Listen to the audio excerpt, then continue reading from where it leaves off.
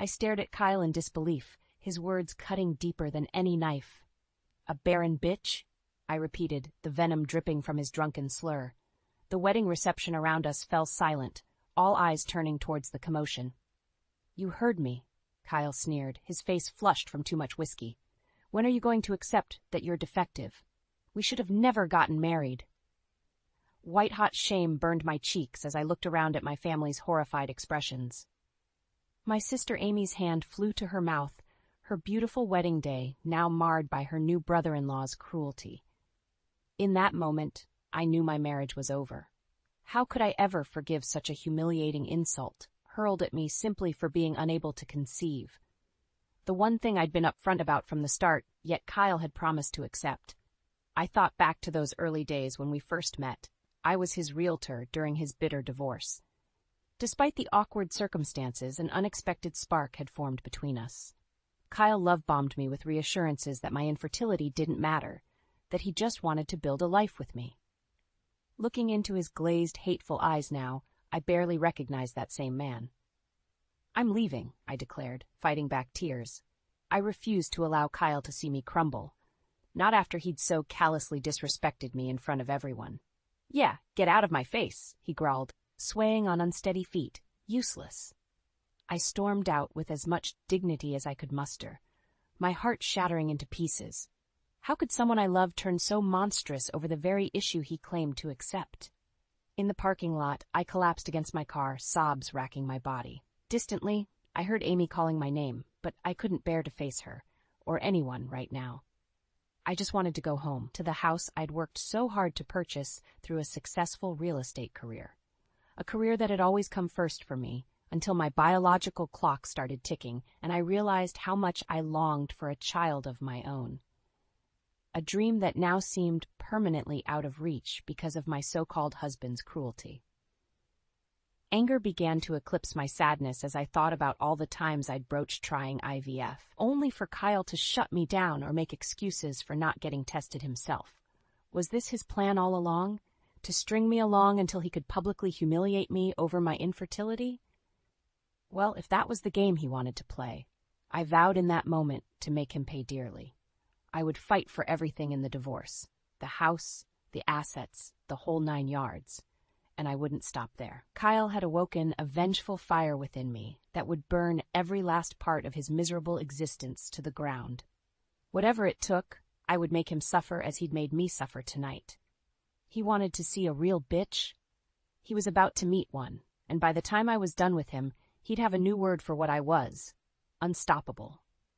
I couldn't get the image of Kyle's cruel sneer out of my mind as I sat alone in the dimly lit bar nursing a glass of Cabernet. Normally, I preferred to drink at home, but tonight I needed the ambiance of somewhere public to take my mind off the events at Amy's wedding reception. "Can I get you another?" The bartender nodded towards my empty glass, but I shook my head. One was enough for me to take the edge off without going overboard. As I sipped the last few ruby drops, my mind drifted back to those first giddy months when Kyle and I began dating. He'd been so attentive, so understanding about my infertility struggles. Looking back, I realized he'd simply been mirroring me, telling me exactly what I wanted to hear. We'd met during one of the lowest points of my life, Kyle hiring me as his realtor to sell the house he'd shared with his ex-wife. Despite the somber circumstances, there was an undeniable spark between us from that first open house walkthrough. "I have to admit, you're making this painful process a lot more bearable," Kyle had said with a warm smile, his hazel eyes crinkling at the corners. "You've got a great bedside manner for an agent." I'd felt an unexpected flutter in my chest at the compliment. "Well, I do try to make my clients as comfortable as possible during emotional transitions like this." "Oh, I'm definitely comfortable around you," he'd said with a wink, leaving me flustered but intrigued. Over the next few weeks, Kyle's harmless flirtations escalated until he finally asked me out for drinks. I'll admit I was hesitant at first. Dating a client seemed like such a conflict of interest, but Kyle a charming, persistent man, and eventually I gave in to his pursuit. "I want you to know, I'm okay with the fact that you can't have kids," he'd said on one of our first dates, catching me off guard with his forwardness. "My ex put me through hell trying to get pregnant for years. I'm kind of relieved not to go through that again. I'd tensed up, prepared for the usual rejection that came whenever I disclosed my infertility to potential partners.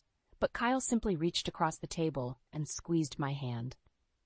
Hey, I mean it. That's not a deal breaker for me at all. You're smart, successful, beautiful. What more could a guy want? His easy acceptance was like a balm to the wound I'd carried for so long. Here was a man who didn't care about my inability to bear children, who seemed to genuinely want me for me. How naive I was back then. Another glass of wine? The bartender's voice pulled me from my reverie. I looked up, blinking against the harsh lights. No, I'm good. Just get me my tab, please. I needed to sober up and clear my head. As I settled the bill and headed for the door, anger began to simmer within me once again. How dare Kyle take the one part of me I'd always been upfront about and use it as a weapon against me? After he'd sworn up and down it didn't matter? Well, if he thought he'd be rid of me so easily, he had another thing coming. I was done being the sad, yearning woman he could trample over. From here on out, Kyle was going to learn exactly what a real bitch looked like. And by the time I was through with him, he'd be begging for mercy. I took a deep, steadying breath before ringing the doorbell of my own home. It had been 3 days since Kyle's atrocious outburst at Amy's wedding, and I'd temporarily been staying at a hotel to clear my head. But it was time to rip off the Band-Aid. The door swung open, and Kyle stood there, his expression unreadable. He didn't appear hungover or remorseful in the slightest. "We need to talk," I said firmly, pushing past him into the hallway. He silently followed me into the living room, taking a seat in the recliner as I perched on the edge of the sofa. "I've been thinking a lot about our situation," I began carefully. "What you said at the wedding was—" I had to pause to collect myself. "It was unforgivable, Kyle. You humiliated me in front of my entire family." He opened his mouth, presumably to offer some half-baked apology, but I held up a hand to stop him. "Don't. Just don't. I don't want to hear excuses or hollow apologies. What's done is done, and I can't look past that kind of cruelty." Kyle's jaw tightened mulishly. "So what? You're just going to give up on us? On having a family?" I laughed bitterly at that. "You're the one who gave up on that dream long ago. When was the last time you even entertained the idea of fertility treatments, of doing whatever it takes to make a child happen for us?" Silence answered me, just as I expected. Kyle had been stonewalling my attempts to pursue IVF or even get basic testing done. "That's what I thought," I said, more to myself than him. "The truth is, you've checked out of this marriage for a while. You just didn't have the backbone to end it yourself." "That's not true," Kyle snapped, finally showing a flicker of emotion. "Jesus, Vivian, you know how much I want a kid of my own. But conventional routes haven't worked, and I'm not interested in exploring other options right now." I stared at him in disbelief. "Are you serious right now? You're the one putting roadblocks in our way at every turn. Anytime I bring up IVF, you shut me down immediately." "Those treatments are expensive and intrusive," he countered. "I'm not comfortable subjecting you to that until we've exhausted all other possibilities." "Like what?" I threw up my hands in exasperation. "We're not getting any younger, Kyle. And you refuse to even get your fertility tested to see if the issue is on your end." An ugly look crossed his face then. "Oh, so now you're implying I'm the problem? That's real rich coming from Miss Barren, B1tch." White-hot rage lanced through me at his vicious reuse of that degrading insult. Before I could stop myself, I grabbed the heavy crystal vase from the end table and whipped it directly at his head. Kyle ducked just in time, the vase shattering against the wall in an explosion of glass and water. We both froze, chests heaving, staring at each other in shock. In that moment, I knew there was no going back for us. Whatever tender feelings I'd once harbored for this man were gone, eroded by a callousness I could no longer excuse or endure. "Get out," I said in a low, trembling voice. "Get your shit and get out of my house." For once, Kyle seemed to understand I was deadly serious. He stood slowly, holding my gaze with an unreadable look. Then, without another word, he turned and left the room to pack his things. 3 weeks had passed since I kicked Kyle out, and I was just starting to feel like I could breathe again. The divorce proceedings were underway, and with each legal maneuver, I felt layers of his toxic presence being stripped away from my life. I should have known it wouldn't last. The incessant ringing of my cell dragged me from a restful slumber. Frowning, I squinted at the caller ID. It was Kyle. Again. I let it go to voicemail like I had been doing for days. Wrapping my robe around me, I shuffled into the kitchen to brew some coffee, trying to shake off the grogginess. My phone began ringing once more from the other room. "For fuck's sake," I muttered, abandoning my pursuit of caffeine to snatch up the device. "What?" "Don't hang up," Kyle's voice came through the line, thick and slurred. Of course he was drunk. "We need to talk." "I have nothing to say to you," I replied coldly. "This divorce is happening whether you like it or not." "Vivian, baby, listen to me." He was beginning to ramble, his words running together unintelligibly. I pinched the bridge of my nose in frustration. "Kyle, you're wasted. I'm not doing this right now." "I met someone," he suddenly blurted out. I stilled, ice flooding my veins. "What did you say?" "There's this girl at work." Kyle barreled on, uncaring of the fresh hell he was putting me through. "Her name's Jade, pretty little thing, you know, with workin' ovaries and all that." My breath came in harsh pants as I digested the full extent of his betrayal. He'd been cheating on me this whole time, with some fertile young thing who could give him what I couldn't. "You son of a bitch," I hissed through gritted teeth. "How long has this been going on?" "Does it matter?" Kyle slurred carelessly. "Face it, Viv, we were dead in the water from the start. You got a defective body, and I got needs, you know?" I was trembling with rage, my knuckles white from gripping the phone so tightly. How dare he? How dare he try to blame this on me after he'd sworn my infertility was no issue? "I want you to listen to me very carefully, Kyle," I said in a low, dangerous tone. "You're going to sober up, and you're going to gather whatever pathetic belongings you have left at this house. Because I swear to God, if you show up here again uninvited, I will call the police and have you arrested for trespassing." There was a pause, then Kyle snorted derisively. "You always did have a flair for the dramatic, babe. That's what I'll miss most about you." I disconnected the call without another word, my entire body shaking with hatred and disgust. The man I had loved, the man I nearly sacrificed my career for to start a family with, had revealed himself as an abusive, unfaithful monster. Fine. If this was how he wanted to play it, I would oblige him. No more Mrs. Nice Guy. It was time to fight fire with hellfire. I would take him for every last penny and asset in this divorce, and that would just be the start. By the time I was through with Kyle, he would have absolutely nothing left. No money, no reputation, no future. Just a shell of the man who thought he could walk all over me and get away with it. He wanted to see a real bitch? Oh, he was going to get one. And this time she would be utterly unstoppable. The sharp clack of my heels against the marble floor echoed through the cavernous courthouse lobby as I strode towards the designated courtroom. My stomach was a roiling knot of nerves and fury, but I refused to let it show on my face. I was all business today. Kyle was already seated at the defendant's table when I arrived, slouched in his chair with a sullen expression. His lawyer leaned over to murmur something in his ear, but he just shrugged listlessly. Typical Kyle, never taking anything seriously until it was too late. Miss Archer, my attorney Jessica, greeted me with a warm smile as I took my place. "Are you ready for this?" I gave her a curt nod, my jaw clenched tightly. More than ready. I'd been counting down the days until I could finally face Kyle in this arena and make him pay for his deplorable actions. The judge entered and called the court into session. I tuned out the usual procedural blah blah, keeping my eyes trained on Kyle with laser focus. He refused to meet my gaze, however, fixing his stare somewhere in the middle distance. Finally, it was time for opening statements. Kyle's lawyer, some smug jackass in an expensive suit, stood and launched into a long-winded diatribe about how his client was just a poor, downtrodden man being persecuted by his wife's inability to have children. How Kyle had stuck by me for years, waiting patiently to start a family, only to have his dreams crushed by my medical condition. I had to grip the table to keep from erupting at the blatant character assassination. How dare they try to paint Kyle as some sort of long-suffering victim, after the unspeakable way he disrespected and betrayed me? When it was Jessica's turn, she calmly recounted the real facts. How Kyle had willfully cheated on and abandoned me after I'd been upfront about my infertility from the start. how he'd grown abusive and mocked my condition, violating the prenuptial agreement we'd signed about dealing with this issue together through IVF or other treatments.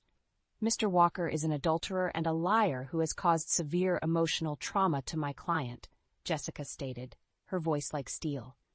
We will be seeking full entitlement of assets as well as spousal support on Miss Archer's behalf.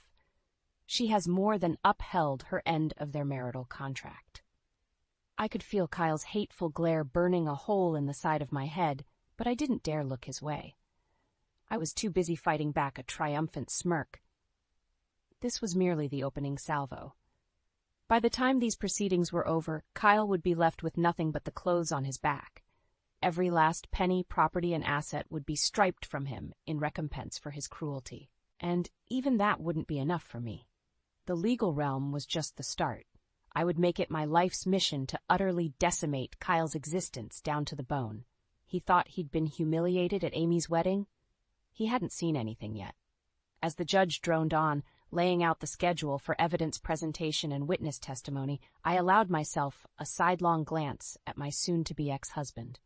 Our eyes met, and I made sure he could see the cold, brutal determination in my gaze, a silent promise of the suffering to come. Kyle's sneer faltered for just a moment before he looked away. Good. He was finally starting to understand that he'd awoken a vengeful beast that would never rest until he paid the ultimate price. And I always collected what was owed to me.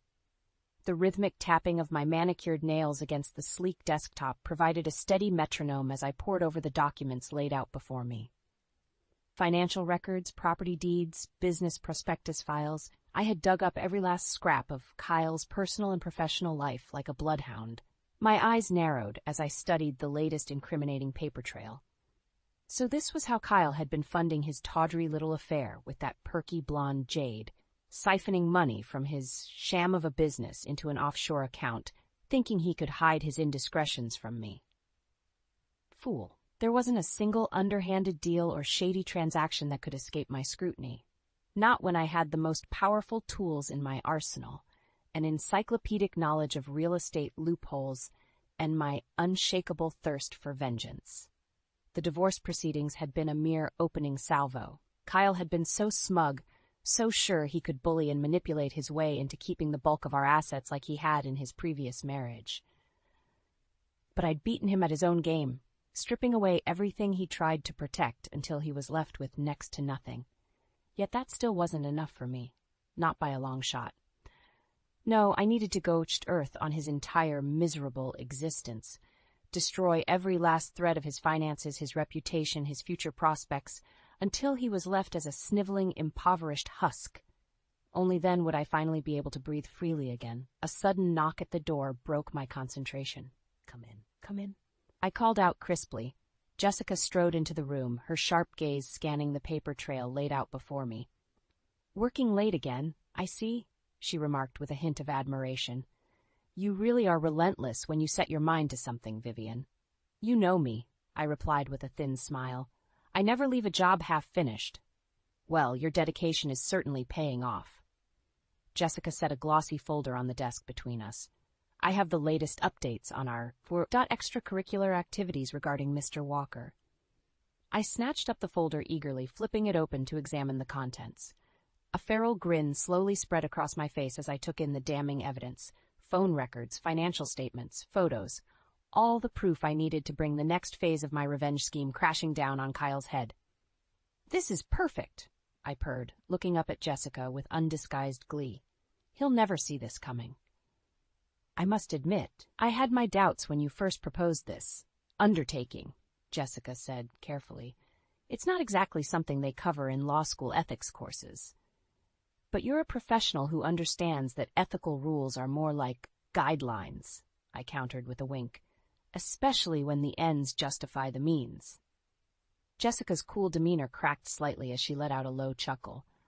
Well, when you put it that way, let's just say I've enjoyed being on the winning team for once. Don't worry. You'll be compensated handsomely for all your efforts, I assured her, already turning my mind to the delicious ways I could dismantle Kyle's world using this new intel. Thanks to you, that bastard is going to wish he'd never been born by the time I'm through with him. I have no doubt, Jessica murmured, almost sounding impressed against her will. She drew her blazer a little tighter. Well then, I'll leave you to it. Just let me know if there's anything else I can do to assist in your endeavors. I was already only half listening, my laser focus burning through the documents before me as I began formulating my intricate new game plan. Kyle thought he could slither away from our marriage and build a new life on top of the ashes like some soulless phoenix. He was about to learn just how foolish that assumption was. I would make certain he had no life to go back to at all. Not when I was through burying every last remnant of his very existence. Let the real games begin. The harsh buzzing of the intercom dragged me from my slumber. Bleary-eyed, I fumbled for the phone. Yes? What is it? I mumbled. Miss Archer, there's someone here claiming to be your husband? The confused voice of the doorman crackled through the line. He's demanding to be let up, but I know you have that restraining order in place. I was abruptly wide awake, icy tendrils of dread lancing through me. Sure enough, I could make out the muffled shouting of an all-too-familiar voice echoing up from the lobby. Don't let him anywhere near this building, I ordered, my tone brooking no argument as I slipped from bed and began hastily dressing. I'm calling the police right now. Yes, ma'am. Alerting security as well. I could still hear Kyle's drunken bellowing faintly through the line as I jammed my feet into a pair of shoes. That reckless idiot, did he really think he could just violate the protection order without consequences? Then again, he'd never been one to think things through. His arrogance and temper were about to be his undoing once again. I threw on a coat over my pajamas and stormed out into the hallway, stabbing at the elevator call button with far more force than necessary. The doors opened with an obedient ding, but I barely registered them as I continued mashing the button furiously. Stupid, worthless piece of... Whoa! Hey! A startled voice made me spin around. A young man in a bathrobe stood there gaping at me, his eyes wide. Just a neighbor, clearly bemused by my behavior. You need to take it easy there, ma'am, he said carefully, as if talking someone down from a ledge. It's just an elevator, yeah. No need to bash the thing up. I opened my mouth to issue a blistering retort, but the words died in my throat as a sudden crash echoed from the stairwell down the hall, following by the unmistakable sounds of shouting and a scuffle. Get off me! You rent-a-cop morons! That psycho bitch is my wife. My heart plummeted into my stomach as I recognized Kyle's voice. He was here, in the building. Somehow he'd slipped past the security downstairs. The stairwell door burst open, and Kyle came tumbling through, grappling with two large guards in ill-fitting uniforms. A lamp went crashing to the floor in the melee, and the neighbor let out a strangled yelp as he flattened himself against the wall. You! Kyle's bloodshot eyes landed on me with feral hatred as the guards struggled to subdue his flailing limbs. You did this to me, you miserable Barren hag! You took everything from me! Shards of glass crunched underfoot as he broke free for just a moment, lunging at me with outstretched hands as if to wring my neck. The guards recovered quickly, seizing him by the shoulders and slamming him face first into the wall with sickening force. Get him out of here, I said quietly, adrenaline thrumming through me as I watched Kyle's pathetic form slump to the floor. And make sure he gets booked this time.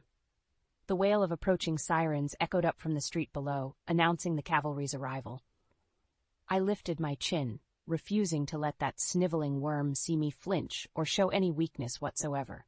This was just another hiccup in my long-game agenda, a minor inconvenience that would barely dent the surface of the torment I had in store for Kyle, one that would never, ever stop until he was utterly erased from existence.